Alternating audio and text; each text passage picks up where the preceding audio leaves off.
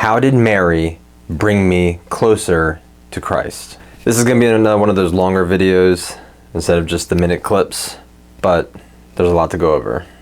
And I won't even be able to go over everything. I love talking about Mary. I've become sort of like a mama's boy. And it's a shame more people don't realize just how wonderful she is. Yes, you hear she was an amazing woman. She played a very important role. We do love Mary, just not like you Catholics. But you also hear she was no more special than any other woman. She was just a vessel. And the worst one I've heard, Jesus didn't give a crap about his mother. So if you fall into one of those categories, I pray you open your hearts and listen to this. On one of Gabby After Hours YouTube talks, he mentions how Mary is the new Eve and Jesus is the new Adam in the New Testament. Eve listened to a bad angel. Mary listened to a good angel. Eve tempted Adam with the first sin. Mary tempted Jesus to work the first miracle. Adam calls Eve woman. Jesus calls Mary woman. Eve removed the apple from the tree. Now, at the crucifixion, Mary is back at a tree, the tree of life, and the fruit of Mary's womb is back on the tree, so that all of us can eat of it, the Holy Eucharist. Let's even look at the Ark of the Covenant. Tim Staples talks about how God willed that the Ark of the Covenant be pure and untouched by sinful man. How much more pure would the new Ark, Mary, have to be carrying Jesus in her womb? Mary would be the new Ark of the Covenant in the New Testament. Now just think about that. We could die from touching the Ark of the Covenant because it was to remain pure. Do we really think that God would put his only son in a sinful woman? This is not just an ordinary woman we're talking about. All right, so before we go off track, I just had to lay some of the groundwork because this is not just any woman we're talking about. This is our spiritual mother, whom Jesus gave to us when he was on the cross. Woman, behold your son. Then he said to the disciple, behold your mother. And from that hour the disciple took her to his own home. After this, Jesus, knowing that all was now finished, said, to fulfill the scripture, I thirst.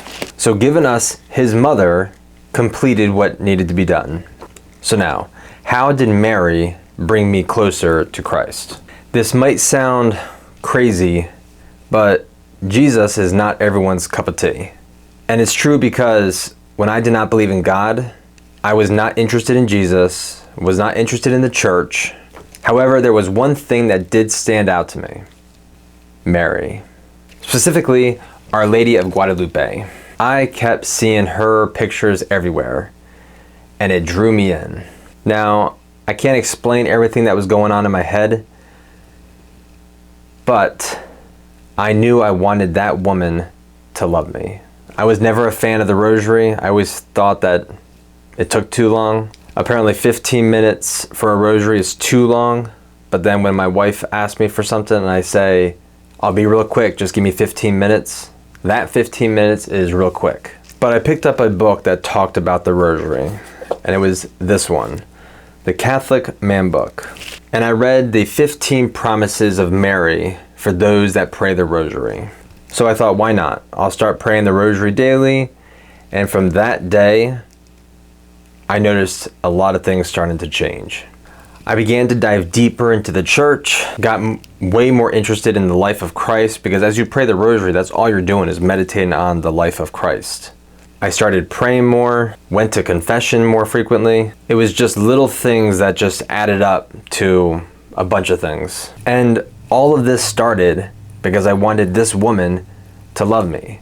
I mean, I remember getting a little Our Lady of Guadalupe medal and wearing that. Since then, I still have that, but since then I've transitioned to the Miraculous medal.